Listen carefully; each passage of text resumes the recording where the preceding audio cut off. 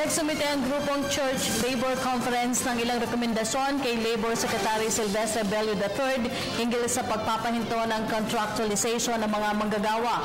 Ang mga naturang grupo ay binubuo ng ilang labor at religious groups sa bansa.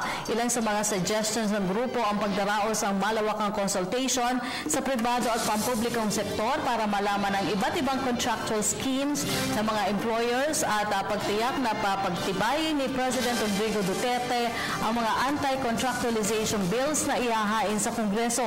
Inirekomenda rin ng grupo ang pagkakaroon ng regular na inspeksyon sa mga kumpanya para masigurong sumusunod ang mga ito sa batas at magsampa ng kaso laban sa mga lumalabag sa labor laws. Pahayag ng grupo, pinakamalaking banta sa karapatan ng mga manggagawa ang security of tenure, ang pagbali at paglabag ng mga employer sa mga batas hinggil sa paggawa.